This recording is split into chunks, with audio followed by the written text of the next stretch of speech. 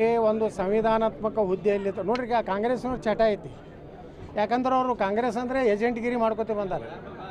ಸೋನಿಯಾ ಗಾಂಧಿ ಏಜೆಂಟ್ರು, ರಾಹುಲ್ ಗಾಂಧಿ ಏಜೆಂಟ್ರು, ಅವ್ರಿಗೆ ಚಟ ಐತಿ ಎಲ್ಲರಿಗೂ ಏಜೆಂಟ್ ಅನ್ನೋದು. ಘನತೆವತ್ತ ರಾಜ್ಯಪಾಲರು ಅವ್ರು ಯಾವುದೇ ಪಕ್ಷ ಅಲ್ಲ. ನಾ ಕಾಂಗ್ರೆಸ್ಗೆ ನೇರ ಆರೋಪ ಮಾಡ್ತೀನಿ, ನಮ್ಮ ರಾಜ್ಯಪಾಲರು ಒಬ್ಬರು ದಲಿತರು ಅದಾರ ಅಂತೇಳಿ ಈ ರೀತಿ ಅಪಮಾನ ಮಾಡಕತ್ತಾರೆ. ಅವರೊಬ್ಬ ಹಿರಿಯ ದಲಿತ ಮುಖಂಡರು, ಈಗಿನ ರಾಜ್ಯಪಾಲರು. ಅವ್ರಿಗೆ ಅಪಮಾನ ಮಾಡೋದು, ಅವ್ರಿಗೆ ಸಡ್ಡು ಹೊಡಿದು, ಅವ್ರಿಗೆ ಧಿಕ್ಕಾರ ಮಾಡೋದು, ತಾವೇ ಅರ್ಬಿ ಹರ್ಕೊಂಡು ನಾಚಿಗೇಡಿ ವ್ಯವಸ್ಥೆ. ಒಬ್ಬ ಗೌರವಾನ್ವಿತ ರಾಜ್ಯ ಸಭಾ ಸದಸ್ಯ ಕೆಲಸ ಮಾಡಿದಂಥವ, ರಾಷ್ಟ್ರೀಯ ಪ್ರಧಾನ ಕಾರ್ಯದರ್ಶಿ ಕೆಲಸ ಮಾಡಿದಂಥವ ತಾನೇ ಅರ್ಬಿ ಹರ್ಕೋತಾನೆ. ಯಾರೂ ಹರಿದಿಲ್ಲ, ಬಿ ಜೆ ಪಿಯವರು ಹರಿದಿಲ್ಲ, ಉಚ್ಚಾಟಿತ ಬಿ ಜೆ ಪಿಯವರು ಹರಿದಿಲ್ಲ.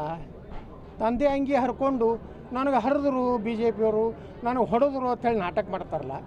ಇವರು ಸ್ವಾತಂತ್ರ್ಯದಾಗೂ ಇದೇ ನಾಟಕ ಮಾಡ್ಯಾರ. ನೆಹರೂನು ಏನು ದೊಡ್ಡ ಕ್ರಾಂತಿ ಮಾಡಿಲ್ಲ. ಈ ದೇಶಕ್ಕೆ ಏನಾರು ಸ್ವಾತಂತ್ರ್ಯ ಸಿಕ್ಕಿದ್ದು ನೇತಾಜಿ ಸುಭಾಷ್ ಚಂದ್ರ ಬೋಸ್ರಿಂದ. ಇದು ಅಂಬೇಡ್ಕರ್ ಅವರೇ ಹೇಳ್ಯಾರ. ಚರಕಾನು ಇದರಿಂದ ನೆಹರು ಟೊಪಿಗೆ ಹಾಕೋದ್ರಿಂದ ಈ ದೇಶಕ್ಕೆ ಸ್ವಾತಂತ್ರ್ಯ ಸಿಗಲಿಲ್ಲ. ನೇತಾಜಿ ಸುಭಾಷ್ ಚಂದ್ರ ಬೋಸರ ಭಯದಿಂದ ಬ್ರಿಟಿಷರು ಭಾರತದಿಂದ ತೊಲಗಿದ್ರು. ಇದನ್ನು ಡಾಕ್ಟರ್ ಬಾಬಾ ಸಾಹೇಬ್ ಅಂಬೇಡ್ಕರ್ ಅವರು ತಮ್ಮ ಜೀವನ ಚರಿತ್ರೆಯಲ್ಲಿ ಬರೆದಾರೆ. ಅದಕ್ಕೆ ಕಾಂಗ್ರೆಸ್ಸಿಗೆ ಏನೂ ನೈತಿಕತೆ ಇಲ್ಲ, ಅವರೇ ಏಜೆಂಟ್ರದಾರೆ. ನಮ್ಮ ರಾಜ್ಯಪಾಲರು ಅತ್ಯಂತ ಸ್ವಚ್ಛ ಹೃದಯದ ಒಬ್ಬ ದಲಿತ ವ್ಯಕ್ತಿ ಇಂದ ಉನ್ನತ ಸ್ಥಾನದಾಗಿದ್ದ ಅಪಮಾನ ಮಾಡುವಂಥ ಕೆಲಸ ಮಾಡ್ಯಾರ. ಇಡೀ ದಲಿತ ಸಮುದಾಯಕ್ಕೆ ಇವತ್ತು ಕಾಂಗ್ರೆಸ್ ಅಪಮಾನ ವಿಧಾನಸಭೆಯಲ್ಲಿ ಮಾಡೈತೆ ಅಂತ ನಾನು ಹೇಳಲಿಕ್ಕೆ ಬಯಸ್ತಾ ಇದ್ದೇನೆ.